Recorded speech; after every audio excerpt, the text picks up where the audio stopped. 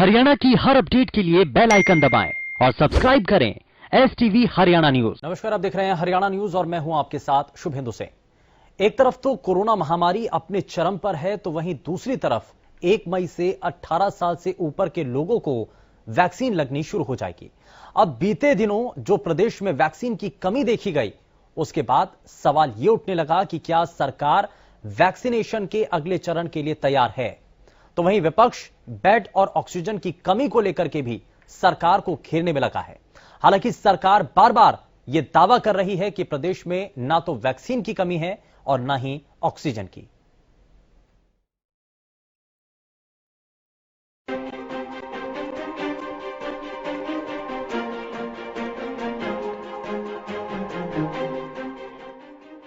Corona का कोहराम अपने चरम पर है। कोरोना के आंकड़े रोज अपना रिकॉर्ड तोड़ रहे हैं। मरने वालों का आंकड़ा भी लगातार बढ़ता जा रहा है। बात देश की करें तो बीते 24 घंटे में 3,86,452 नए कोरोना केस सामने आए और 3,498 कोरोना मरीजों ने अपनी जान गंवाई है। बात अगर प्रदेश की करें तो प्रदेश में बीते 24 घंटे में 13,947 नए केस सामने आए, तो वहीं एक दिन में 97 लोगों ने कोरोना से दम तोड़ा। एक तरफ तो कोरोना अपना आतंक मचाने में लगा है, तो वहीं दूसरी तरफ बेड और ऑक्सीजन की कमी ने लोगों की परेशानी को अलग बढ़ाया हुआ है। तो अब 1 मई से 18 साल से ऊपर के सभी लोगों के वैक्सीनेशन पर यह सवाल भी उठने लगा कि क्या इतनी संख्या में अगले चरण में वैक्सीनेशन संभव है। क्या प्रशासन और सरकारें इसके लिए तैयार हैं? क्योंकि भी हाल ही में ही जिस तरह से वैक्सीन के खत्म होने की खबरें सामने आई, उसके बाद ये सवाल उठना लाजमी है। रादौर के सरकारी अस्पताल में पिछले 2 दिनों से कोविड वैक्सीन नहीं है, जिसकी वजह से वैक्सीनेशन के कार्य पर भी रोक लगी हुई है। अस्पताल प्रशासन ने इसके लिए बाकायदा नोटिस लगाकर लोगों को सूचना भी जारी कर दी। सेकंड डोज लगनी थी मेरे को, लेकिन यहाँ पर 2 दिन से वैक्सीन खत्म है। यहाँ तो सेकंड डोज अभी मैं ये सोच रहा हूँ कि जो 18 से 25 जो कल शुरू करने जा रही है प्रोग्राम, वो तो कैसे सिरे चढ़ेगा जब 45 से ऊपर वालों को नहीं लग रही और काफी बुजुर्ग यहाँ से परेशान होकर बाहर जा रहे हैं। लेकिन प्रशासन लगातार कह रहा है कि उनके पास वैक्सीन की कोई कमी नहीं। 1 मई से 18 वर्ष से अधिक आयु वाले सभी व्यक्तियों के लिए वैक्सीनेशन का शुरू किया गया है और उसके लिए रजिस्ट्रेशन भी खोल दी गई हैं।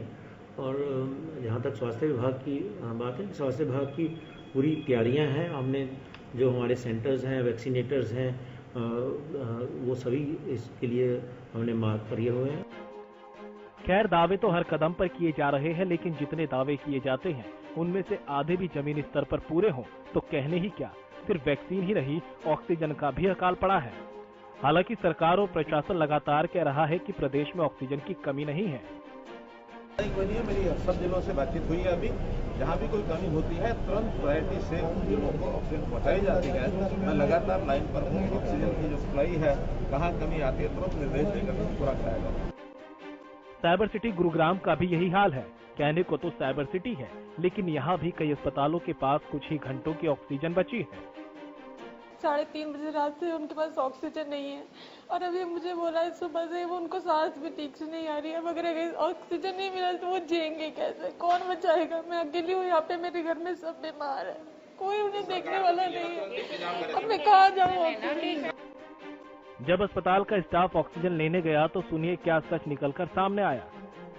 सेक्टर 14 गया था, कल 11 बजे से पड़ा हुआ हूँ। मुझे कोई सिलेंडर नहीं मिला। वहाँ रिश्वत ले रहे हैं, जिसका रिश्वत है उसको ही मिल रहा है वहाँ पे। हालांकि ऑक्सीजन के इस गहराते संकट के बीच HLP सुप्रीमो और सिरसा से विधायक गोपाल कांडा संकट मोचक बनकर जरूर सामने आए, जिन्होंने 150 ऑक्सीजन कॉन्सेंट्रेटर खरीदने के लिए निजी कोष से 1 करोड़ रुपए की सहायता राशि का ऐलान किया। इसके साथ ही उन्होंने वेंटिलेटर युक्त 100 बिस्तरों वाले कोविड केयर सेंटर जल्द ही शुरू करने का ऐलान किया। कि भाई गोपाल कांडा जी सिरसा वासियों के लिए हर वक्त 24 घंटे तैयार रहते हैं। जब उन्होंने देखी कि इस सप्ताह के अंदर आज सिरसा के अंदर चलो सब चीज़ों की जरूरत है, ऑक्सीजन की बहुत ज़्यादा जरूरत चल रही है, पूरे इंडिया में चल रही है। महामारी के अंदर एक ऑक्सीजन की जो दौड़ धूप हम देख रहे हैं मरीजों के लिए, चारों तरफ ऑक्सीजन ऑक्सीजन हो रही है। उसको देखते हुए भाई गोपाल कांडा जी ने आज ऑक्सीजन ऑपरेटर उनका एक ऑर्डर किया है, करीबन 150 पीस का, लगभग वो 10 तारीख तक सिरसा में आ जाएंगे। उनको देखते हुए भाई गोपाल कांडा जी ने आज कोविड को देखते हुए सिरसा वासियों के लिए लगभग 1 करोड़ रुपए का ऑर्डर जारी कर दिया है और 10 तारीख तक सिरसा के अंदर ऑक्सीजन के लिए हम किसी की जान नहीं जाने देंगे। चाहे ऑक्सीजन प्लांट के लिए भाई गोपाल कांडा जी को विदेशों से लानी पड़े, आज भी ये चीजें आएगी, ये विदेशों से आएगी। तो वहीं दूसरी तरफ विपक्ष भी सरकार और प्रशासन की तैयारियों को लेकर निशाना साध रहा है। कांग्रेस नेता कृष्णमूर्ति हुड्डा ने सरकार पर वार करते हुए कहा कि सरकार वैक्सीन और ऑक्सीजन को लेकर दावे तो बड़े बड़े कर रही है, लेकिन न सरकार के पास कुछ है, न प्रदेश की जनता के पास। लोग ऑक्सीजन की कमी से दम तोड़ रहे हैं। आज ऑक्सीजन नहीं है, सरकार अलग अलग दावे कर रही है कि हमारे पास बहुत ऑक्सीजन है, लेकिन ऑक्सीजन है नहीं, लोग मर रहे हैं, पूरे देश में लोग मर रहे हैं।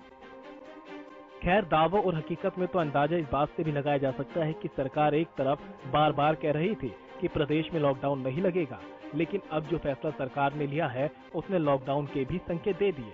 प्रदेश के 9 जिलों में वीकेंड लॉकडाउन का ऐलान कर दिया गया। पंचकूला, हिसार, गुरुग्राम, फरीदाबाद, सिरसा, रोहतक, सोनीपत, करनाल, फतेहाबाद में लॉकडाउन का ऐलान किया गया। जिन इलाकों में लॉकडाउन लगाया गया उन इलाकों में शुक्रवार रात 10 बजे से सोमवार सुबह 5 बजे तक सख्ती रहेगी। Bureau report, Haryana news.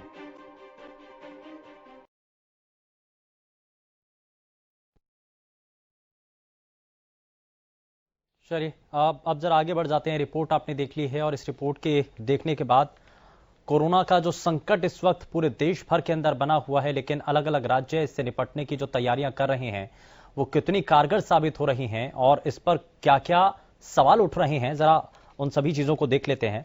हमारे साथ इस बीच 2 खास मेहमान कार्यक्रम में जुड़ चुके हैं।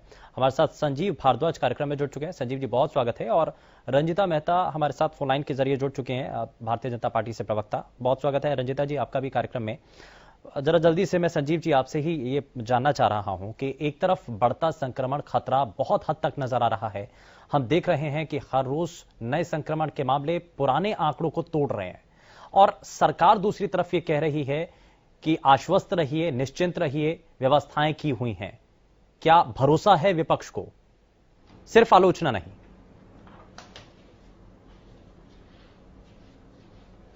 शुभेंदु जी, देखिए, हमारी पार्टी के सभी शीर्ष नेताओं ने समय समय पर कहा है कि इस महामारी के दौर में हम कोई राजनीति करने में ना ही तो इंटरेस्टेड हैं और ना ही कोई राजनीति करेंगे। हमारा हर एक कांग्रेसी कार्यकर्ता इस महामारी के अंदर एक जनसाधारण के साथ है, और सरकार की कोई भी, अगर सरकार हमसे कोई मदद लेती है हमारे शीर्ष नेताओं के माध्यम से, तो हर एक कांग्रेस कार्यकर्ता तैयार है। लेकिन जहां तक तैयारियों की बात है, राजनीति की बात है, आप स्वयं देखें, आपका न्यूज चैनल भी हमेशा इस चीजों को कवर करता है कि जिस तरह से लोगों को परेशानियां दवाइयों की हो रही हैं, दवाइयां नहीं है, ऑक्सीजन नहीं है, हॉस्पिटल्स में बेड नहीं है, जिस तरह से पेशेंट की संख्या बढ़ती जा रही है, उस तरह से तैयारियां कितनी मुकम्मल हैं, ये देश का भी और प्रदेश का भी हर व्यक्ति जानता है कि क्या पोजीशन सरकार की तरफ से। 1 साल सरकार ने जो लापरवाही बरती और अपने आप को तैयार नहीं किया, आज मैं कहता हूं, आप ये बताएं, एक शहर के अंदर एक सिविल हॉस्पिटल है, सरकारी हॉस्पिटल है, बाकी सारे आपके प्राइवेट हॉस्पिटल्स हैं। प्राइवेट हॉस्पिटल्स में क्या हमारे देश की मैक्सिमम जनता इलाज करवाने में सक्षम है? वहां इतनी बुरी हालत है कि बेड आप देखो तो बेड को हाथ नहीं लगा सकते, हाथ लगाते ही 25,000 रुपए एक दिन के बेड के चाहिए। 3-3 आदमी बेड पे बिठा रखे हैं, लिटा रखे हैं। अब किस तरह से उनको ऑक्सीजन दें, क्या दें, उनके रेट फिक्स नहीं है। सरकार की नीयत अगर ठीक है तो कोविड पेशेंट के लिए एक रेट फिक्स करें, चाहे वो सरकारी के अंदर इलाज हो, मान लो सरकारी के अंदर फ्री होता है तो प्राइवेट के अंदर भी उसका एक रेट फिक्स होना चाहिए कि इससे ज्यादा कोई कोविड पेशेंट से चार्ज नहीं करेगा। ठीक है। फिर दूसरी, हमेशा हर चीज में पैरामिलिट्री फोर्सेस का इस्तेमाल करते हैं। अगर इस महामारी के अंदर वैक्सीन लगाने में, टेस्ट करने में लोगों के, पैरामिलिट्री फोर्सेस को भी अगर इन्वॉल्व कर ले और जिस तरह से इन्वॉल्व करके उनको कुछ ड्यूटीज दे दें, तो कम से कम आम जनता को समय पर इलाज मिलने की वजह से उनकी जानें तो बच जाएंगी। इतनी मार्मिक, आज देखें आप, आज तक चैनल का इतने बड़े एंकर रोहित सरदाना जी का इस दुखद बीमारी से लड़ते लड़ते, लोगों को बचाते बचाते देहांत हो गया। ये कितनी हमारे लिए दुखद बात है कि हर रोज हम देश के नगीने, जितने भी हर फील्ड के नगीने को हर रोज दांव पे लगा रहे हैं सरकार के सामने कि इन सभी को रोकना कैसे है। लेकिन मैं जरा जल्दी से, रंजीता मेहता जी, मैं जरा आपसे भी जवाब ले लेता हूं। आप इससे पहले तक तो ये मानने के लिए तैयार नहीं थे कि स्थिति बेकाबू होती जा रही है। देश और प्रदेश के अंदर हालात आज वो हैं कि ऑक्सीजन की कमी है, दवाइयों को लेकर के सवाल पूछे जा रहे हैं। लेकिन आप तो इससे पहले तक नेता, मंत्री सभी ये कह रहे थे लॉकडाउन की जरूरत नहीं है। लेकिन आज लगाया गया ना वीकेंड लॉकडाउन, क्या ये देरी नहीं हो गई है? और जितनी देरी होती चली जा रही है, क्या ये स्थिति हमारे हाथ से बाहर नहीं निकल रही है? रंजीता जी।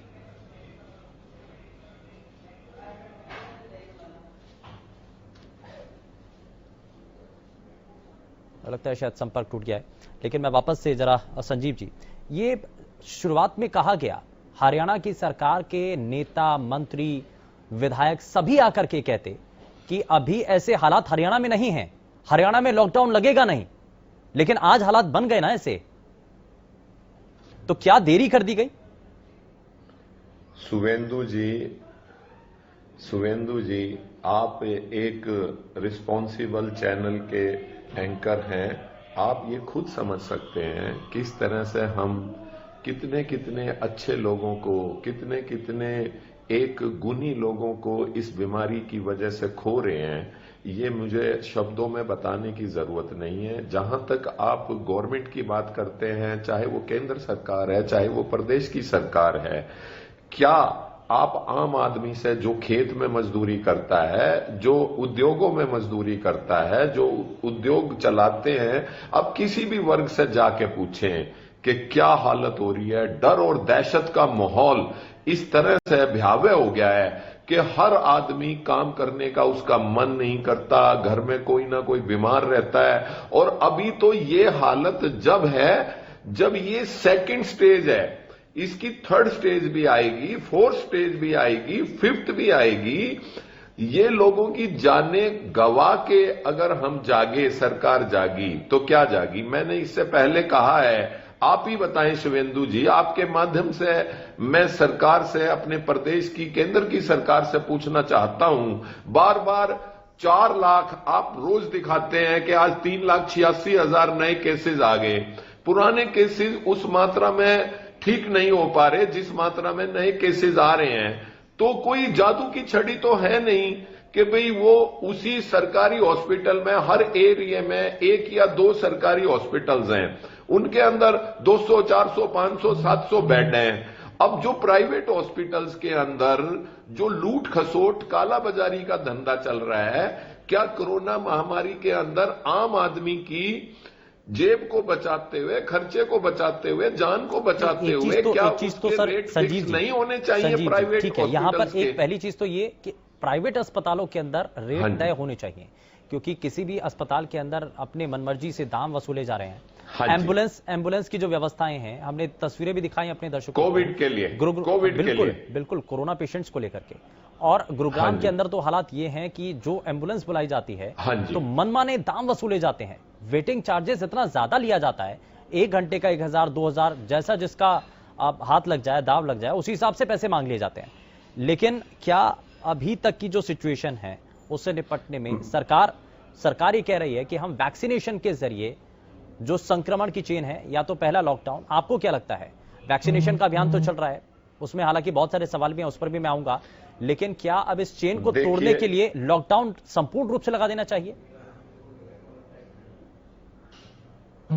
देखिए शुभेंदु जी, अगर लॉकडाउन लगा दिया तो कोरोना की समस्या से, कोविड-19 की समस्या से जूझते जूझते या उसका मुकाबला करते करते अनेकों समस्याएं आ जाएंगी। सबसे बड़ा दानव जो आर्थिक स्थिति लोगों की हो जाएगी, उसका अंदाजा आप लगा नहीं सकते। हर चीज के दाम आसमान छूने लगे हैं। लॉकडाउन की वजह से क्या लोगों की हालत होगी। कोई बीमारी, ना तो बीमारी के लिए खर्च करने के लिए पैसे होंगे आम आदमी पे, ना ही कहीं जाने के लिए, ना खाने के लिए। लॉकडाउन एकदम एक सही निर्णय नहीं है। जरूरी कामों के लिए लॉकडाउन लगाना उचित एकदम नहीं है। आराम आराम से, मान लिया सैटरडे संडे लोगों की छुट्टी है, तो लोगों को एजुकेट करा जाए, चाहे वो आपके माध्यम से, चाहे वो प्रिंट मीडिया के माध्यम से, कि लोग कम से कम जाएं। तो जैसे कि सरकार थोड़ा बहुत तो इस ऐसे ही मामले किया। में पहले कदम नाइट उठा कर्फ्यू भी लगाया, रही है। पहले नाइट कर्फ्यू लगाया, उसके बाद धारा 144 लगा दी अलग अलग जिलों में, फिर उसके बाद अब वीकेंड लॉकडाउन लगाया। तो क्या अब सरकार, जिस हिसाब से आप कह रहे हैं कि एक एक करके स्टेप बाय स्टेप आगे बढ़ना चाहिए, तो ये कदम सही है यानी कि सरकार के? वीकेंड का लॉकडाउन लगाना मुझे निजी तौर पे उचित नहीं लग रहा। लोगों की आर्थिक स्थिति बहुत चरमरा जाएगी और बीमारी का मुकाबला करते करते और संकटों के अंदर सारी आम जनता आ जाएगी। नहीं, पार्टी के स्टैंड के साथ साथ ये है कि इस चेन को तोड़ने के लिए सबसे ज्यादा इंपॉर्टेंट है कि वक्त पे लोगों को सही दामों में हॉस्पिटल्स में जगह मिले, दवाई मिले और वैक्सीनेशन फ्री ऑफ कॉस्ट तुरंत पैरामिलिट्री फोर्सेस को देके हर एरिया में तुरंत प्रभाव से लगाया जाए। अब जितना स्टाफ है, अब वो क्या क्या काम करे, लोगों को सड़कों पे इस महामारी से बचाए, वैक्सीन का इंजेक्शन, वैक्सीन का टीकाकरण करे, क्या क्या करे, उतने स्टाफ में निश्चित नहीं है, उतने स्टाफ में ये एक तरह से संभव ही नहीं है कि ये काम इतना हो सके। इनको तुरंत प्रभाव से एकदम पैरामिलिट्री फोर्सेस को, या जो स्कूल्स बंद हैं या जिस तरह से और डिपार्टमेंट से लोगों की मदद लेके तुरंत प्रभाव से इसकी वैक्सीनेशन करनी चाहिए। और साथ ही साथ ये इंश्योर करना चाहिए जो जिस कैटेगरी वाइज उनका एडमिशन हो, जो सीरियस पेशेंट है वो तुरंत एकदम एडमिट हो, उनके लिए एक अलग सिस्टम हो। जिन लोगों में थोड़ा ये स्टार्ट हुआ है, व्यवस्थाएं हो ताकि उनको पर्याप्त रूप में जो सुविधाएं मिलनी चाहिए उस वक्त, जो जब मुश्किल में हैं वो, तो उस वक्त उनको वो सुविधाएं मिलनी चाहिए। ये एक ऐसा सिस्टम तैयार होना चाहिए। क्या इसके अलावा और भी बहुत सारी चीजें हैं कि एक साल के अंदर हमने किन चीजों को बेहतर किया है, हमने आज क्या, जब जो लोग होम क्वारंटीन है, जब उनको किसी भी तरीके से डॉक्टर की सलाह की जरूरत है, तो क्या हमने वो सिस्टम डेवलप किया है कि वो घर पे रह करके ही डॉक्टर से सलाह ले पाएं? ये सरकारी अस्पतालों के अंदर ये व्यवस्थाएं क्यों नहीं की जा पाई हैं? चला इन चीजों को समझ लेते हैं। रंजिता मेहता भी अब हमारे साथ जुड़ चुकी हैं कार्यक्रम में, और साथ ही साथ health expert doctor Nupur Gupta हमारे साथ जुड़ चुके हैं कार्यक्रम में। डॉक्टर नुपुर, बहुत स्वागत है आपका। रंजिता जी, बहुत स्वागत है एक बार फिर से आपका कार्यक्रम में। मैं जरा डॉक्टर नुपुर मैं आपके पास आऊं, लेकिन रंजिता जी मैं जरा जल्दी से आपसे एक रिएक्शन लेना चाह रहा हूं। शुरुआत में तो सरकार के मंत्री, नेता, विधायक सभी ये कह रहे थे कि लॉकडाउन की हरियाणा में जरूरत ही नहीं है। जब देश के बाकी राज्य लॉकडाउन लगा चुके थे, सख्ती भरे कदम उठा चुके थे, तब हरियाणा में तो यह कहा जा रहा था कि हम कोई ऐसा कदम नहीं उठाएंगे। आज जरूरत पड़ी है ना, वीकेंड लॉकडाउन लगाया गया है ना, और इससे पहले भी बार बार यह कहा जा रहा था कि आप जो कदम उठा रहे हैं, कहीं ऐसा तो नहीं कि देरी है? शुभेंदु जी, सबसे पहले तो मैं आपसे रिक्वेस्ट करना चाहूंगी कि थोड़ा फोन बैक बढ़वा दीजिए, बिकॉज मुझे आपकी और संदीप भारद्वाज की आवाज बहुत ही नामात्र सुनाई दे रही है। जहां तक मैं सुन पाई हूँ उस बात का मैं आपको जवाब देना चाहूंगी। जहां तक लॉकडाउन की बात है, वीकेंड जो लॉकडाउन है इसी लगाया गया है ताकि कोविड के संक्रमण को थोड़ा कम किया जा सके। आज कसून की बात यह है कि जहां पर हमारी मृत्यु दर पिछले साल अप्रैल के अंदर 0.98% थी, आज वो घटकर 0.88% रह गई, तो जो कि एक कसून भरा जो है न्यूज है। और जहां तक बात है, अभी तो संदीप भारद्वाज जी बड़ी बड़ी बातें कर रहे हैं कि बेड होने चाहिए, टेस्ट होने चाहिए। मैं इनको बताना चाहूंगी कि इनकी प्रदेशाध्यक्षा जिस तरीके से सारा काम बंद कमरे में बैठकर जूम मीटिंगों के द्वारा करते हैं, हमारे यहाँ के प्रदेशाध्यक्ष, हमारे मुख्यमंत्री और हमारे स्वास्थ्य मंत्री तीनों फील्ड में है, एक एक चीज का जायजा ले रही है और किसी भी चीज की कमी कहीं पर भी नहीं आने दे रही। और जहां तक बेड की बात है, जो मेडिकल कॉलेज में जहाँ पहले मरीजों के लिए 4 बेड थे गवर्नमेंट सरकारी, वो बढ़ाकर 63 से 70 कर दिए गए हैं। और प्राइवेट जो 8374 थे वो बढ़ाकर 22,429 कर दिए गए हैं। रंजिता जी, आंकड़े आपके पास हैं, आंकड़ों के आधार पर आप अपनी बात रख रही हैं, लेकिन अगर आप जमीन पर जाएंगे, अस्पतालों के बाहर अगर आप देखेंगे तो आज भी जो आप बता रहे हैं ना कि बेड्स इतने बढ़ चुके हैं, वहां लोग आज भी बेड के लिए मारामारी कर रहे हैं, ऑक्सीजन के लिए आप सप्लाई। मैंने आपको पहले क्या बताया था कि अगर कोई किसी प्रदेश के अंदर बाढ़ आती है तो उसको कंट्रोल किया जा सकता है, अगर सुनामी आ जाए तो उसको कंट्रोल करने के लिए 2 से 4 दिन लग जाते हैं। तो इस सुनामी, इस बाढ़ को सुनामी के रूप में देखने में, समझने में सरकार को देरी हुई है? बिल्कुल देरी नहीं हुई है। सरकार बिल्कुल अपने हर एक कदम को लेकर पूरी सुचेत है और पूरे 22 जिलों के अंदर 524 कोविड सेंटर बनाए गए हैं और टोटल 45,000 से ज्यादा बेडों की व्यवस्था कर दी गई है। जहां तक मैं ये मानती हूँ कि जो मध्यम कोविड मरीज है, जिनको थोड़ी सी कम प्रॉब्लम है, उनके लिए भी 283 कोविड हॉस्पिटल बनाए गए हैं। उसके अंदर भी 21,417 बेड की व्यवस्था कर दी गई है। ठीक है रंजिता जी, जो आंकड़े आप पेश कर रहे हैं ना, जो आंकड़े आप बता रही हैं, मैं जरा कुछ आंकड़े आज की खबरों के भी आपको बता देता हूं। रादौर का सरकारी अस्पताल है जहां पर पिछले 2 दिनों से वैक्सीन वहां पर उपलब्ध नहीं हो पा रही है, वैक्सीनेशन का अभियान रुका पड़ा है वहां पर। तो आप जो ये कह रहे हैं कि वैक्सीनेशन ड्राइव को हम आगे बढ़ा करके संक्रमण की चेन को तोड़ पाएंगे, तो कैसे संभव हो पाएगा?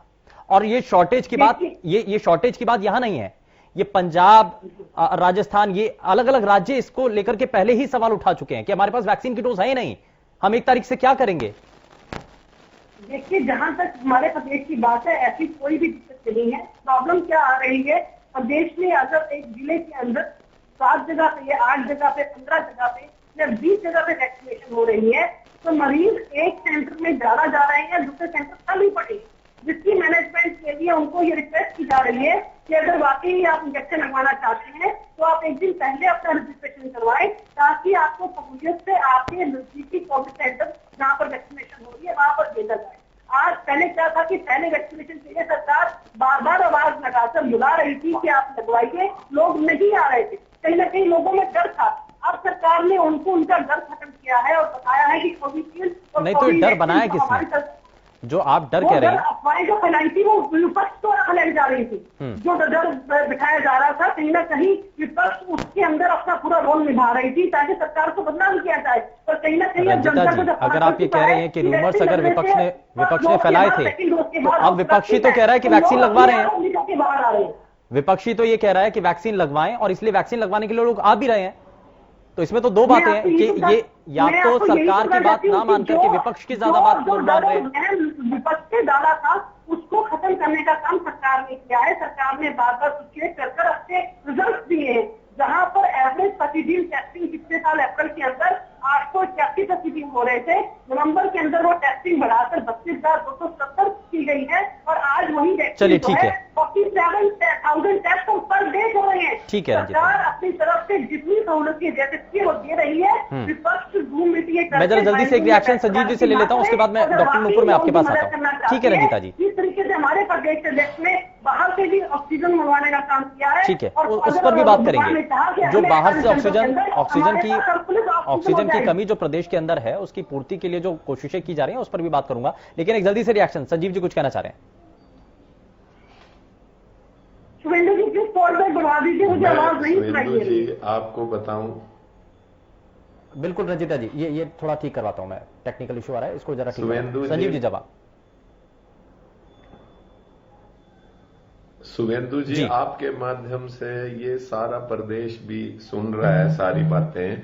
किस तरह से मुझे इसके बारे में कोई टिप्पणी में या तर्क वितर्क में पढ़ने की जरूरत नहीं है। आम आदमी किस तरह से सड़कों पे अपनी जान दे रहा है, आपके माध्यम से भी और प्रिंट मीडिया, सोशल मीडिया के माध्यम से भी सारी खबरें सभी को नजर आ रही हैं। इसके बारे में कोई सर्टिफिकेट देना या सर्टिफिकेट पे ऐतराज करना शायद इस वक्त ये उचित बात नहीं है।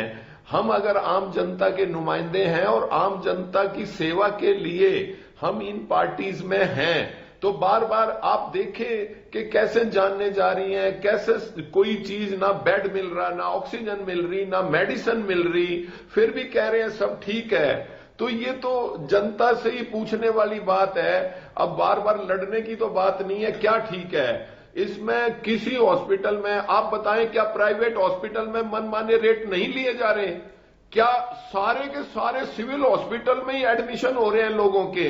आप बताएं किस तरह से लोगों को जगह एकदम कोई आदमी कर दीजिए हैं, कोई भी ओवर चार्जिंग नहीं कर सकता। ये आपकी कांग्रेस सरकार के शुभेंदु जी, अगर कोई बीच में कोई साथी बीच में बोलेगा तो मैं बोलने नहीं दूंगा, मैं भी बीच में बोलता रहूंगा। नहीं, एक मिनट, इस तरीके से संजीव भारद्वाज जी, ठीक है, की बात के बीच में बोलती हैं ये, मैं भी नहीं बोलने दूंगा इनको। नहीं, इस तरीके से नहीं, इस तरीके से नहीं बोलने दूंगा अगर ये बीच में नहीं, इस तरीके से ना तो संजीव भारद्वाज जी आप इस तरीके से कहेंगे और ना ही वो बीच में बोलेंगे। नहीं, इस तरीके से नहीं होगा सर, ठीक है, ये मैं आपसे भी कह रहा हूं और ये रंजिता जी से भी कह रहा हूं। रंजिता जी आपको मैं मौका दूंगा, लेकिन संजीव जी आप अपनी बात रखिए। शुभेंदु जी ये बताएं, मैं इनके जब इनकी बारी होती है मैं बोलता हूं, बीच में दूसरे की बारी में सुन नहीं, ठीक है, आप अपनी बात रखिए सर। संजीव जी बात रखिए, हाथ जोड़ कर रिक्वेस्ट करिए कि अपनी बारी में नहीं, वो शांत है, वो सुन रही हैं आपकी बात। मैं शुभेंदु जी बात आपको ये बताना चाह रहा हूं, शुभेंदु जी मैं आपको ये आपके माध्यम से पूरे प्रदेश की जनता को बताना चाह रहा हूं कि किस तरह से, और अपने माननीय मुख्यमंत्री जी से आग्रह करता हूं कि ये जो स्टाफ है अब तक इस स्टाफ के पूरा मुकम्मल ये पूरी तरह से लोगों को अटेंड नहीं कर पा रहा, इसके अंदर इजाफा किया जाए, चाहे तो एमबीबीएस करके जो एमडी बच्चे लग रहे हैं या कोर्स कर रहे हैं उनकी ड्यूटीज लगाई जाए, चाहे पैरामिलिट्री फोर्सेस की लगाई जाए, साथ ही साथ प्राइवेट हॉस्पिटल्स के रेट निश्चित किए जाए ताकि आम जनता का लुटना बंद हो और वहां इंश्योर किया जाए कि वहां लोगों को भोजन मिल रहा है, ऑक्सीजन मिल रही है, मेडिसिन मिल रही है, बेड मिल रहा है, वेंटिलेटर मिल रहा है, कोई चीज भी आप एक बार मैं तो ये कहूंगा कि आपके सारे चैनल की जो भी आपकी एक संस्थाएं हैं या जो चैनल हैं वो जो शिकायतें आ रही हैं, जो तस्वीरें दिखाई जा रही हैं, कम से कम उसके आधार पर संज्ञान लेकर के सरकार को भी आगे बढ़ना होगा। और ये आज क्योंकि इस पर कई चीजों को लेकर के जानकारी भी सामने आ रही थी। खैर मैं वापस लौटता हूं, मैं जरा डॉक्टर नूपुर मैं आपका रुख कर रहा हूं।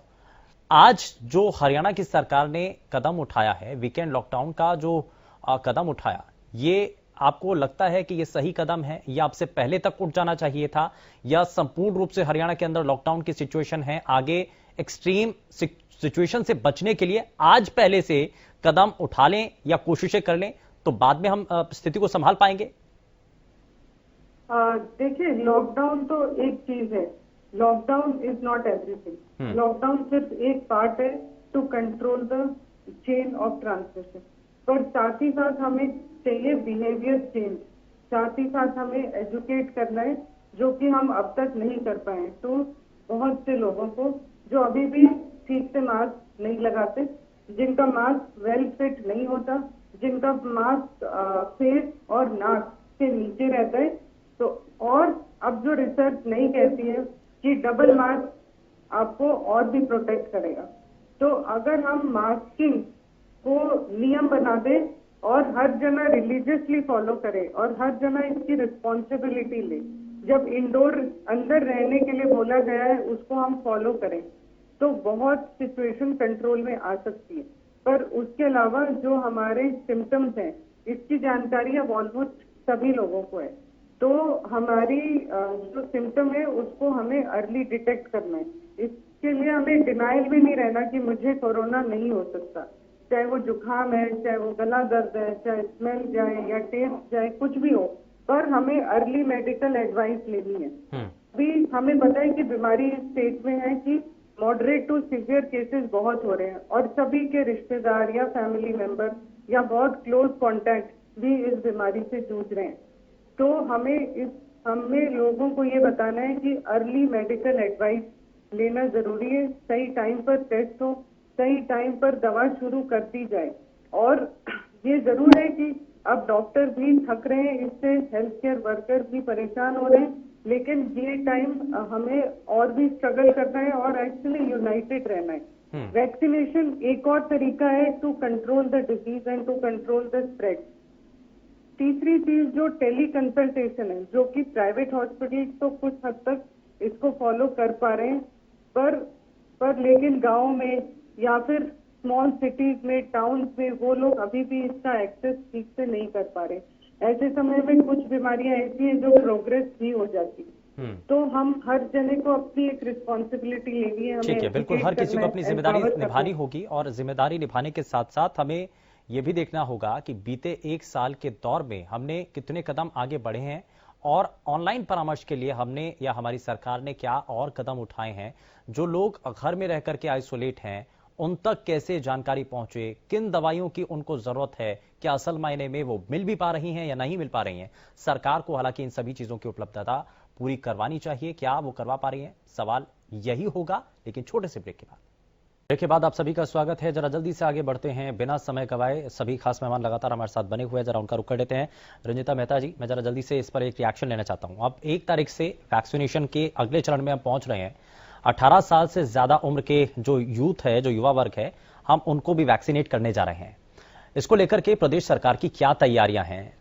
ये कई जगहों पर शिकायतें और विपक्ष बार बार ये सवाल भी उठा रहा है कि कई राज्यों के अंदर तो वैक्सीन की डोज की कमी की बात की जा रही है। हरियाणा में तो ऐसा नहीं है।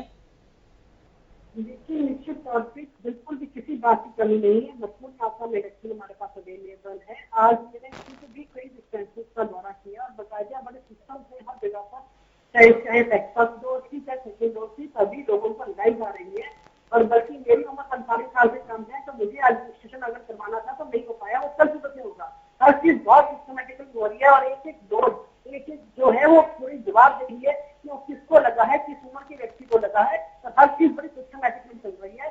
और भगवान ने सब कुछ ठीक रखा है। तो अपने 48 आवर्स के अंदर ग्रैंड फोर्स के द्वारा जो ऑक्सीजन हमने मंगवाई है, उसके बाद हम हरियाणा सरप्लस ऑक्सीजन वाला स्टेट बन जाएंगे। एक अच्छी जानकारी के लिए बताना चाहती हूँ। जहाँ तक रेमडेसिविर इंजेक्शन की बात है, जिसकी किधर पूरे प्रदेश में देखने को मिल रही थी, उसके लिए भी हमने सेंटर से 20,000 से ज्यादा जो रेमडेसिविर इंजेक्शन है उनकी डिमांड रखी है और जल्दी वो हमारे पास पहुंचने वाले हैं। मैं ये मानती हूँ कि जिस तरीके की सेंटर की गाइडलाइंस है, हम प्रॉपरली उसको फॉलो कर रहे हैं। और जो रीजन लगाया गया है और बकायदा 10 दिनों में लगाया गया है, वो इसलिए लगाया गया है क्योंकि हमें ये इंस्ट्रक्शन थी सेंट्रल गवर्नमेंट के द्वारा कि अगर 10% से ज्यादा जो है ऑक्यूपेशन जो पॉजिटिविटी आती है और ऑक्यूपेंसी 60% से ज्यादा होती है इन जिलों में, तो वहां पर लॉकडाउन लगाया गया। इसी को चलते जो है इन पर्टिकुलर 10 दिनों में लॉकडाउन लगाया गया है, क्योंकि यहाँ पर रेट ज्यादा पिछले हफ्ते में हमें देखने के लिए मिला।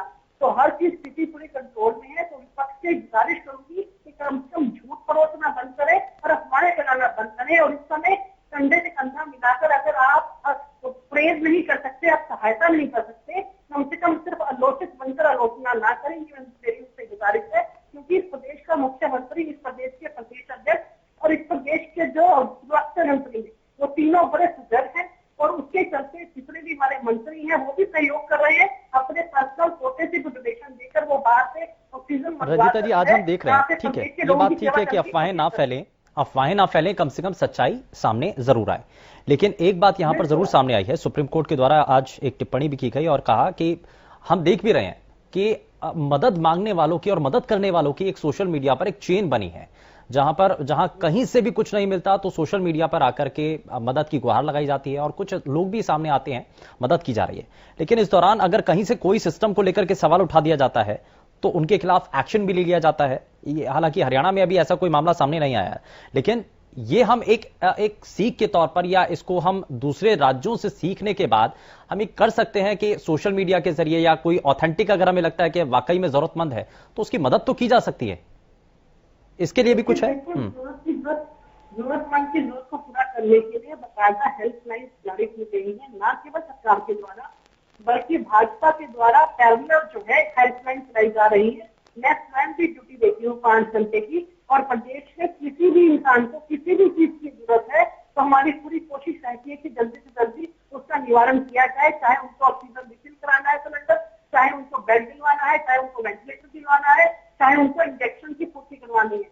तो हमारा पूरा प्रदेश और पूरे यहाँ के भाजपा के कार्यकर्ता और पूरे जिले के जितने भी लोग हैं, हर जिले के अंदर वो बैठकर बाकायदा ड्यूटी दे रहे हैं ताकि किसी भी आम इंसान को जिस तरीके की मदद हो वो की जा सके। और संस्थाएं भी आगे बढ़कर आ रही है, जिसके अंदर चाहे किसी को खाना बनाने में दिक्कत है, जिसके परिवार के पूरे लोग ग्रस्त हैं, उनको भी खाना प्रोवाइड किया जा रहा है, चाहे वो ब्रेकफास्ट है, चाहे वो लंच है, चाहे वो डिनर है। तीनों टाइम का खाना उनके घर पे पहुंचाने का काम जो है संस्थाएं भी कर रही है। अच्छा, ठीक है, मैं एक चीज और आज जो देखने को मिला, क्योंकि जींद से विधायक कृष्ण मिड्ढा जिन्होंने प्रेस कॉन्फ्रेंस भी की और उस दौरान उन्होंने एक बयान दिया है और उन्होंने कहा है कि प्रदेश के अंदर लॉकडाउन लगने जा रहा है। मुख्यमंत्री से इस बारे में उनकी बात हुई है और उसके बाद उन्होंने ये कह रहे हैं। तो वीकेंड लॉकडाउन के बाद अब संपूर्ण रूप से लॉकडाउन की बात है क्या? ये देखिए, मैंने आपको पहले बताया है, जो लॉकडाउन की बात है मंडे सुबह तक लगाया गया है, वो भी उन 10 जिलों में लगाया गया है जिनके अंदर 10% से ज्यादा पॉजिटिव केस आ रहे थे। और हाँ, उसके बाद अगर अगले वीक भी हमें पॉजिटिव रेट मिले तो इन 10 जिलों के अंदर निश्चित तौर पे सरकार सोचेगी कि क्या करना है आगे, क्योंकि लॉकडाउन एक सिंपल समाधान नहीं है। लॉकडाउन से जो आर्थिक मंदी आती है, आर्थिक प्रॉब्लम आती है, वो एक बहुत बड़ा क्वेश्चन मार्क आगे खड़ा हो जाता है, जिसका सोल्यूशन निकालना पड़ता है। क्योंकि उससे क्या होता है कि लेबर माइग्रेशन की तरफ चल जाती है, सारी इंडस्ट्रीज और लेबर है जो वहाँ पे काम करती है उनकी तरफ भी हमें देखना है। तो सब चीजों को बैलेंस करके सरकार चल रही है ताकि आर्थिक। तो यानी कि ये जो हरियाणा के 9 जिले हैं, ये जो हरियाणा के 9 जिले हैं जहां पर संक्रमण तेजी से बढ़ रहा है, यही रडार पर है, बाकी सब सेफ हैं? देखिए, बाकी जगह पे जो पॉजिटिविटी रेट है 10% से नीचे है। अभी तक जो हमारा पॉजिटिविटी रेट था वो 2 से 5% के बीच में वेरी कर रहा था, पर इन 9 जिलों के अंदर पिछले एक हफ्ते के अंदर हमें रेट ज्यादा मिला, जिसकी वजह से यहाँ पर वीकेंड लॉकडाउन लगाया है। ठीक है संजीव जी, जल्दी से एक रिएक्शन। रंजिता जी कह रही हैं कि हेल्पलाइन नंबर भी जारी किए गए हैं, अगर कहीं पर भी किसी को कोई भी परेशानी आती है, चाहे वो ऑक्सीजन से रिलेटेड हो या फिर किसी भी दवाई से जुड़ी हुई कोई भी समस्या हो, तो इनकी पूरी टीम काम कर रही है, जिला स्तर पर काम किए जा रहे हैं, हेल्पलाइन नंबर भी जारी किए गए हैं। शुभेंदु जी, मैं पहले भी कह चुका हूं कि इस महामारी के लिए या इस महामारी के दौर में हम कोई राजनीति, हमारी पार्टी कांग्रेस पार्टी कोई राजनीति करने के लिए तैयार नहीं है। हम लोगों की मदद करने के लिए तैयार हैं, लेकिन जहां तक हेल्पलाइन की बात आ रही है, नंबर्स की बात आ रही है, आप यहां इस डिबेट में बैठे बैठे उन नंबर्स पे फोन कर लें और वो जवाब देख लें क्या है। मैं कोई वितर्क करूंगा, तर्क से वितर्क में जाऊंगा, भाजपा के अब फिर बीच में बोल पड़े हैं, और जो प्रदेश की अब ये फिर बीच में बोल पड़े, अब ये फिर बीच में बोल पड़ी। वो ये कह रही हैं, वो ये कह रही हैं कि आप बोलने का नंबर दे दिया करें। संजीव जी एक मिनट, संजीव जी वो ये कह रही हैं कि नंबर्स आपके पास हैं, आपको अगर चाहे तो ऑक्सीजन के लिए आप फोन करें। हाँ, जो नंबर है ऑक्सीजन के लिए फोन करें, अगर कोई ऑक्सीजन उससे मिल जाए अभी फोन करें ऑक्सीजन के लिए। आप शुभेंदु जी बार बार ये बात कह रहे हैं, हमारा हर प्रवक्ता, हर नेता, कि इस दौर में हम कोई राजनीति के मूड में नहीं है, लेकिन लोगों को क्या चीज अवेलेबल है क्या नहीं है वो बात सुनने को तैयार नहीं सत्तारूढ़ दल, तो उसका क्या बहस करें, क्या वो करें। आप खुद देख लें, सड़कों पर लोगों की इतनी लंबी लंबी लाइनें आप दिखा रहे हैं। आप ही बताएं, आपने ये डिबेट शुरू होने से पहले अभी बताया कि सिरसा के एमएलए कांडा जी ने ऑक्सीजन की उपलब्धता करवाई, 1 करोड़ रुपए देकर ऑक्सीजन जो 10 तारीख को आ जाएगी। अगर ये उपलब्ध होती तो क्या जरूरत थी उनको ये ऑक्सीजन मंगवाने की वहां, आप बताएं। नहीं, वो भी जबकि वो वहां एरिया इतना सीरियस नहीं है जितना गुड़गांव, फरीदाबाद। और आप ट्रायल बेसिस से एक बार फोन करके देखिए कि फोन उठता है कि नहीं उठता है, ऑक्सीजन मिलती है कि नहीं मिलती है। नंबर है 9041। फोन उठ गया, ऑक्सीजन दिला। अभी मैं 4 नंबर, अभी मैं 4 और पैनल जो ये बीच में है ना, लिस्ट जारी की है, ये वहाँ के 2 विधायकों को कॉल करके देखिए कि वाकई में मदद मिलती है। अभी 2 घंटे शुभेंदु जी, या तो मुझे बोलने दें। अब मैं ठीक है, मैं जरा दोनों, मैं बीच में ठीक है, एक ठीक है, मैं वापस लौटता हूं। मैं जरा डॉक्टर नुपुर, अब 1 तारीख से जब वैक्सीनेशन का अभियान आगे बढ़ रहा है, डॉक्टर नुपुर 1 तारीख से वैक्सीनेशन का अभियान जब आगे बढ़ रहा है, तो वैसे में बहुत सारे सवाल उठ रहे हैं। बैठा रहूंगा, मैं बोलूंगा नहीं संजीव जी, किसी दूसरे की बात बोलने नहीं देती। नहीं, आपको भी मौका दिया, मैं उनके पास भी जाऊंगा। शुभेंदु जी, आप इनको मना ही नहीं करते, हम इनकी बारी में शांत बैठे रहते हैं, बिल्कुल शांत। या अपनी बारी में सारे तर्क वितर्क करें, दूसरे की बारी में बातें बोलने ही नहीं देती है। इनको रिक्वेस्ट करें आपके अपनी बारी में बोलने। उनको मैंने बोल दिया सर, उनको बोल भी दिया। मैं एक मिनट, ठीक है रंजिता जी 1 minute, Sanjeev ji 1 minute, doctor Nupur sir 1 minute, आपकी बात को मान ही नहीं रही। डॉक्टर नुपुर, अब 18 साल से ऊपर के जो यूथ है उनको वैक्सीन दी जाएगी, लेकिन इस दौरान कई लोगों के सवाल भी आ रहे हैं, लगातार मैसेजेस आ रहे हैं कि अगर कोई प्रेग्नेंट लेडी है, क्या वो वैक्सीन लगवा सकती है? मतलब अलग अलग तरीके के सवाल हैं। जरा इन सवालों का जवाब दीजिए। शंकाएं लोगों के मन में बहुत सारी हैं, जरा उनका जवाब दीजिए आप। देखिए, प्रेगनेंसी हम सबको पता है कि एक हाई रिस्क स्टेट है, इसीलिए प्रेग्नेंट लेडीज को बाहर निकलने को मना किया है और स्पेशली इन दिनों में टेली कंसल्टेशन की एडवाइस दी जाती है। हालांकि जब फिजिकली देखने की जरूरत है तब हम जरूर बुलाते हैं, बट जो प्रेगनेंसी वैक्सीनेशन की बात है या फिर मदर जो कि ब्रेस्ट फीड कर रही हैं, वो अभी गवर्नमेंट ऑफ इंडिया ने इसके लिए परमिशन नहीं दी है। हालांकि यूनाइटेड स्टेट्स में, यूके में इसमें अभी प्रेगनेंसी में वैक्सीन की ट्रायल हो चुकी है और वहाँ बहुत लोगों को वैक्सीन लग भी रही है। उसमें जो रिसर्च हुई है उसमें ये पता चला है कि एंटीबॉडीज जो बनती हैं वो मदर को भी प्रोटेक्ट करती हैं और न्यूबॉर्न को भी प्रोटेक्ट करती हैं। पर इंडिया में जब तक इसका अप्रूवल नहीं है, जब तक इसकी ट्रायल नहीं होगी, अभी हम नहीं लगा रहे for pregnant mother and for breast feeding mother. तो हमने देखा कि 45 या 65 साल से ऊपर के लोगों को हम पूछते थे, जानते थे कि उनको किसी तरीके की कोई और बीमारी तो नहीं है। तो अब जब 18 प्लस लोगों को हम जब वैक्सीनेट करने जा रहे हैं तो उनसे भी कोई सवाल ऐसा होगा कि वो, जैसा कि अब ये सवाल सामने आया था कि प्रेग्नेंट लेडी या फिर कोई बच्चा अगर छोटा हो उसको वो फीड करा रहे हो, तो ऐसी लेडीज को या ऐसी महिलाओं को वो वैक्सीनेट नहीं करेंगे। कुछ और भी इसमें चीजें हैं जिसका ध्यान रखा जाएगा? देखिए, अगर हम लेडीज की बात करें तो वो महिलाएं जिनको पॉलीसिस्टिक ओवेरियन डिजीज है वो थोड़ी हाई रिस्क होती हैं ऑफ सीवियर इन्फेक्शन या high risk of acquiring Covid infection, तो उनको ये जरूर लगाना चाहिए। एक और मिथ जो कि प्रिविलेंट है हमारी सोसाइटी में या सोशल मीडिया पे, इस पीरियड्स के दौरान या 5 डेज बिफोर या ड्यूरिंग पीरियड्स या आफ्टर पीरियड ये वैक्सीन नहीं देनी चाहिए, जो कि बिल्कुल एक मिथ है और हमको इसको लोगों को ये बताना चाहिए इसी माध्यम के द्वारा कि ये कोई कॉन्ट्रा इंडिकेशन नहीं है कि इस समय वैक्सीन नहीं दी जाती। और वैक्सीन एक बहुत अच्छा माध्यम है जो हर उम्र के लिए और बड़ी उम्र के लिए और या फिर जिनको कोमॉर्बिडिटी है, कुछ लोग यंग एज में भी ऐसे बहुत हैं जिनको शुगर है अनकंट्रोल्ड, जिनको डायबिटीज है, लिवर किडनी डिजीज है, जिनको सही समय पर हम वैक्सीनेट कर सकते हैं। एक आपने शुरुआत में कहा था कि डबल मास्क आजकल लोग लगा रहे हैं, तो ये कोरोना संक्रमण से बचाने में बहुत हद तक कामयाब है। ये कितना सही है? और कुछ लोग ये भी कह रहे हैं कि आप डबल मास्क लगा रहे हैं तो N95 मास्क है तो उसके बाद डबल मास्क लगाने की कोई जरूरत नहीं है। इसमें क्राइटेरिया क्या है? और घर का कपड़े का हम देख रहे हैं कि आजकल अमूमन कोई भी शख्स घर के कपड़े का जो मास्क है वो इस्तेमाल कर रहे हैं, तो वो क्या वाकई में इस वायरस को रोक पाने में सक्षम है भी या नहीं? देखिए, जो कपड़े का मास्क है वो हमें पहनने में तो कंफर्टेबल है, पर उसका प्रोटेक्शन सिर्फ 50% है और जो हमारा N95 मास्क है वो 95% प्रोटेक्शन देता है। जो हम डबल मास्क लगाते हैं तो एक लेयर और आ जाती है, तो उससे कम 70 to 80% प्रोटेक्शन होता है, इसके बियॉन्ड नहीं है। इसीलिए डबल मास्क के बाद भी हमें फिजिकल डिस्टेंस जो 6 फीट का बताया गया है वो उतना रखना है।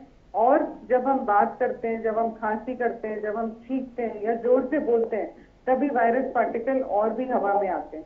और अब नई रिसर्च ये भी कहती है कि ये खाली एरोसोल से नहीं होता या बातें करने से नहीं होता, ये तो अब एयरबॉर्न है और तभी ये वायरस बहुत तेजी से फैल रहा है और तभी ये बहुत ही इन्फेक्शियस है। तो इन चीजों का हमें ध्यान रखना है, स्पेशली जो पॉजिटिव है और जो घर में है। तो ये भी हमने देखा है कि उस घर में ऑलमोस्ट सभी को इन्फेक्शन हो जाता है। तो जिसको भी बुखार के सिम्टम या कोविड के सिम्टम इनिशियल फेज में होते हैं, बहुत जरूरी है कि वो अपने घर में अपने आप को आइसोलेट कर ले ताकि अपने दूसरे फैमिली मेंबर्स को बचा पाए जी। या फिर N95 मास्क पहने। और अब तो सरकार ने भी बोला कि घर में भी आप मास्क लगा के रखिए अगर पॉसिबल है तो, क्योंकि हमें नहीं पता कि कौन कैरियर है, चाहे वो आपके घर का ही सदस्य हो। बिल्कुल, और इसीलिए बहुत हद तक सावधानी बरतने की जरूरत है। लेकिन मैं जरा जल्दी से आगे बढ़ता हूं। रंजिता जी, एक सवाल ये कि हमने ऑनलाइन सिस्टम जब हम हर चीज में तैयार कर रहे हैं, हमने स्कूलों में बच्चों को ऑनलाइन पढ़ाई करवाई, लेकिन हमने 1 साल में अगर कोई भी शख्स अगर कोरोना संक्रमित हो जाता है तो उसको सुझाव देने के लिए, उसको बचाव के रास्ते बताने के लिए क्या क्या दवाई उसको देनी है, ये हमने ऑनलाइन परामर्श की कोई व्यवस्था ऐसी बनाई है डॉक्टर्स की टीम के साथ मिलकर? बिल्कुल बनाए हैं, हमारी ऑनलाइन नंबर जारी किए गए हैं 1950, 108 और 112, जिसके तहत न केवल आप अपने आप को दिक्कत करवा सकते हैं, बल्कि आप अपनी कोई भी दिक्कत या परेशानी बताकर उसका सुझाव भी दे सकते हैं। बाकायदा एक डॉक्टर की टीम पूरा पैनल है जो ऑनलाइन परामर्श देता है और आपको हर दवाई के लिए गाइड करता है।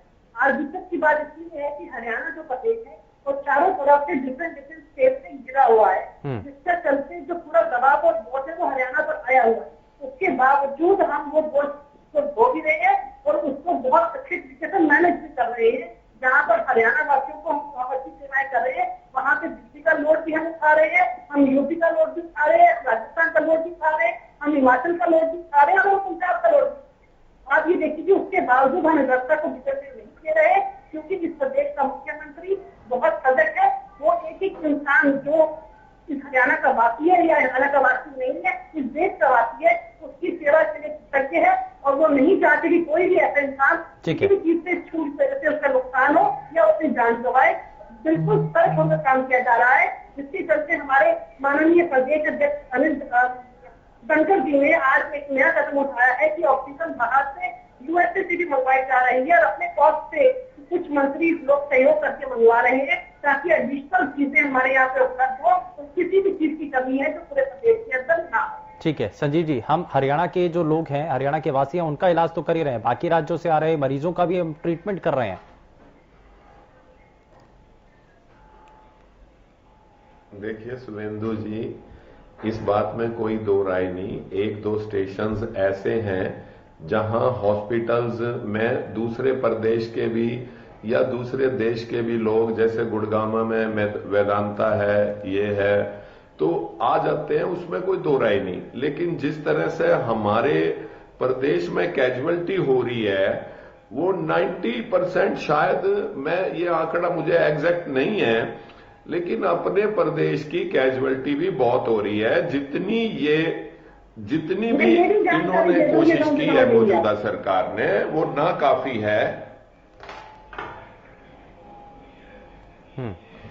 ये फिर बीच में वो जो भी ये पोजीशन है, इसमें कोई ना कोई फिर ध्यान देने की जरूरत है। और जितना स्टाफ, जो मैंने 3-4 बातें अपने साथी प्रवक्ता के आने से पहले आपको कही थी कि कोविड की जो भी ये महामारी है, इसके रेट प्राइवेट के फिक्स होने चाहिए, पैरामिलिट्री फोर्सेस की या दूसरे डिपार्टमेंट के स्टाफ की। मैं रेट भी आपको कंफर्म करना चाहूंगी आपके चैनल के माध्यम से, और जो मृत्यु दर की बात की है कि उसके आंकड़े क्या है वो भी देना चाहूंगी कि हमारे यहाँ पे सबसे खुशी की बात है कि पूरे देश के अंदर हरियाणा नंबर 1 पर है। शुभेंदु जी, हम चुप बैठते हैं, इनको टाइम दे दो। हमारे यहाँ पे हो रही है, शुभेंदु जी, इनको टाइम दे दो। एक मिनट संजीव जी, एक मिनट रंजिता जी, वो आपने रंजिता जी जवाब दिया, आप इनको टाइम दो। नहीं, एक मिनट संजीव जी, शुभेंदु जी, नहीं संजीव जी सुनिए, आपने क्वेश्चन रेज किया, आपने क्वेश्चन रेज किया, नहीं मैं नहीं बोलता, वो उन्होंने जवाब दिया। मैं नहीं बोलता, आप इनको टाइम दो। इनकी नहीं, कोई बात पे हम बीच में बोलते नहीं, चुप रहते हैं। जब इनकी बात आए तो जवाब देंगे। हाँ ठीक है, एक मिनट, नहीं इसमें लीजिए, हम इनकी बात सुन लेंगे। आपने क्वेश्चन रेज किया, उन्होंने रिस्पॉन्ड किया, आपने क्वेश्चन, संजीव जी आपने क्वेश्चन रेज किया, उन्होंने रिस्पॉन्ड किया, और मैं वापस, ठीक है आपने, नहीं मैं इसीलिए हूं सर, मैं इसीलिए हूं ना। रंजिता जी एक मिनट, ठीक है आपने जवाब दिया रंजिता जी, लेकिन प्रवासी मजदूरों का एक बड़ा मसला है, प्रवासी मजदूरों का एक बड़ा मसला है संजीव जी। आपको लगता है कि प्रवासी मजदूरों को रोक पाने में अभी भी सरकार कायम है? पूरे 50 मिनट इनको दे दीजिए। नहीं ये सर कोई पॉलिटिकल मंच तो है नहीं ना कि किसी भी एक शख्स को दे दिया जाए। बैठे हैं, आप इनको बोलने दें, इनको दें। एक मिनट रंजिता जी, एक मिनट, नहीं संजीव, आप बोलने दें। वो आपकी मर्जी है सर, वो आपकी मर्जी है, वो आपकी इच्छा है, लेकिन जब सवाल किया, बोलने दीजिए, नहीं सवाल किया जा रहा है, अगर आपको प्रवासी मजदूरों के विषय पर आपको लगता है कि प्रवासी मजदूर आज भी पलायन कर रहे हैं, रोकना चाहिए सरकार को?